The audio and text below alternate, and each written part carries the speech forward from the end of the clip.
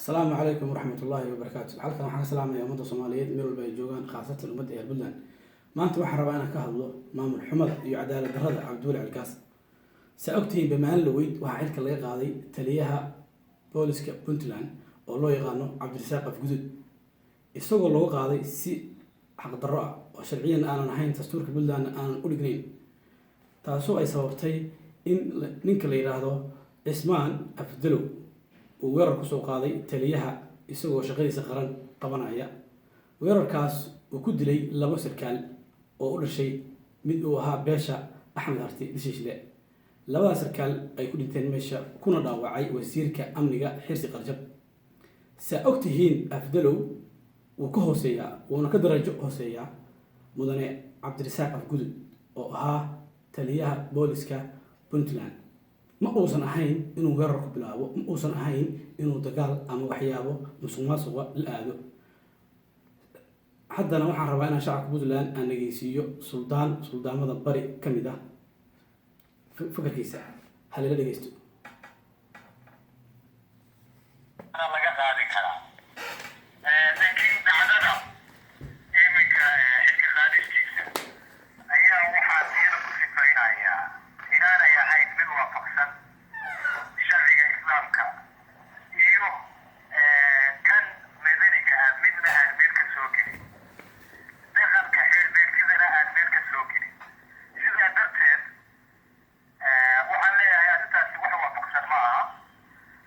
madaxweynaha Puntland horay uu u hadalhayay xilka qaadista jenaraal Afgudud. waxaanu u qaadanaynaa tallaabadaana mid isagu ka dambeeyey inay tahay inuu yidhaahdo taliyihii ciidanka booliiska, dowladdii oo fadhida, wasiirkii amniga, barasaabkii, taliyihii qaybta, taliyihii nabad sugidda, intaasoo fadhida taliyuhuna uu ku guda jiro hawl qabadkiis ama hawl maalmeedkiisii shaqo in lagu soo weeraro oo sarkaal ka mida saraakiishii uu xukumay uu ku soo weeraro. taa macnaheedu waxay ka dhigan tahay jenaraal Afgudud oo ku weeraray madaxweyne xasantiisii isagoo ku hawl jira hawl maalmeedkiisii inay ka dhigan tahay. arrintan wax shacab lagu qarin kara maaha, daraadda shacab laguma qarin karo. dowladoo dhan baa joogtay, waxa guddi loo saarana way ka weyn tahay. in madaxweynuhu markaa sidii dad siman uu yidhahdo xilka qaadis baa ku sameeyey labadii mas-uul waa qabyaalad cad oo aan meel loogu soo gaban. aniga ka suldaan Afgudud ahaan horey baan ugu sheegay inaanay dowladnimo ka jirin dalka, horey baan ugu sheegay in meesha beelo hubaysan ay joogaan, horey baan ugu sheegay dadka u dulqaadan waayey kacaankii 21 sano dalka ka jiri ee waxbarashada bixinayay, ee caafimaadka bixinayay, ee jidadka bixinayay, ee ardayda lahaa lacag baan idinku siinaynaa marka jaamacadda Gacaydhi aad geshid oo 1200 lagu siinayay. nimankii u dulqaadan waayey ee isticmaalka aaday ee dalka dowladnimadiisii burburiyey in 26 sano loogu dulqaato dowlad la'aan, diin la'aan, dhaqan la'aan, caafimaad la'aan, waxbarasho la'aan, intaa loogu dulqaato. hadda intaa ka badan anigu garan maayo meesha ay ku socdaan. gobolka barina dad baa iskale, dad baa degan, dad baa ilaahay makanaysiiyey, dhul dallaa maaha. 26 sano waxay u dulqaadanayeen waxa weeye ummadda in dhinaca dowladnimada loo wado oo dowladnimo lagu hagayo. mar haddii dowladnimo la waayo, mar haddii dhaqaalihii dalku uu beelo keliya gacantood gelayo, mar haddii beeshii beelkii ka wareejisaaba ay leedahay huba kale waa dahabkii gabdhaha oo mar qarqa lala aadayo oo mar qaxis lala aadayo oo mar lala soo aadayo baarkaxay. hadda waxa weeye dhaqaalaha ummaddu caafimaadka rabtaa, waxbarashay rabtaa, oo jiradbay rabaan, oo dowladnimay rabaan, oo qaran bay rabaan. haddii intii ay suurtogeli waayeen gobolka bari dowladnimadiisa wuxuu ku xidhan doonaa dowladda dhexe ee Soomaaliya. waxaanu soo celin doonaa qarannimadii iyo jiritaankii ummadda Soomaaliyeed. reer bari maanta iyagaa gacan siinaya oo gacanta lagu weli lahaa oo dhaqaalaha lagu weli lahaa ee dowladnimadii lagu burburiyey ee dad allaani qabo aniga taagan ay maanta u taagan yihiin inay xilalkii dowladnimo yidhaahdaan annagaa dowlad ka ah. taa waxaan leenahay nin waliba degaan buu leeyahay, nin waliba degmuu u dhashay. annaga degmada maanta habargedis iyo murursada iyo halkaasaanu gelin doonaa deegaanadii, halkaasay deegaanada nala maamuli doonaan, halkaasaa kan bari joogana looga soo doonaa saldhigyada waaberi iyo jawhar iyo beledweyne iyo safarada iyo intaba ku yaala waxaan leenahay soomaalinimadeedii baan kusoo celinaynaa reer barina waxaan ugu qaadaya bariw meesha dowladnimada soomaaliya haystaa reer bariga waa arkaysaana waa gobolka bari waxaan la hadlayaa islaam bashiir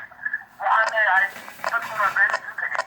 cadri ka dameeya cabdullaahi yuusuf oo maanta gurug ku soo celinaya gobolka bari anigu ma ogi maanta waxaan leeyahay amniga cabdiweli gaasoono waa kii barina aad kaga soo bixi lahaydeen qarannimadii soomaaliyana kusoo noqon lahayd hadda meeshaad ku socotaan anigu garan maayo haddii aad maalin walba aad keentaan mar mid xiska ka xanuunsan keentaan mar mid gar kale aad keentaan mar mid ma garanaysaa dhibil kale aad keentaan caqliga laydinka sugaya kaa maahe taas waa taa waana hagaag wuxuuna ahaa suldaan ka mid a suldaamada gobolka bari taas waxay caddeynaysaa dowladda cabduuli calkaas in ay ku fashilmatay dhan walba oo waxqabada haddii ay noqoto dhanka dhaqaalaha haddii ay noqoto dhanka siyaasadda haddii ay noqoto dhanka waxbarashada haddii ay noqoto dhanka waxdhisidda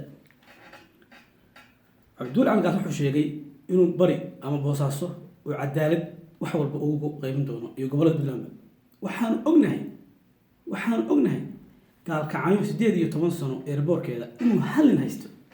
hallin baa 18 sano haysta afartiinka buu haystaa cid ka qaadi karta ma leh cid u soo dhawaan kartana ma leh cabduul caligaas wuxuu xalinayaa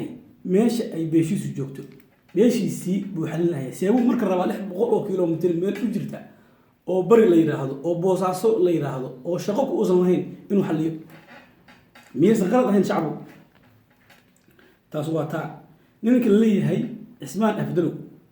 wuxuu si bareera oo cad oo kibir oo dulmiya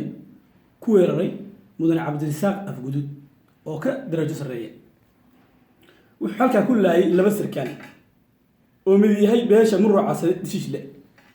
labadaas sarkaal oo dhinteen wuxuu kala too dhaawacay wasiirkii amniga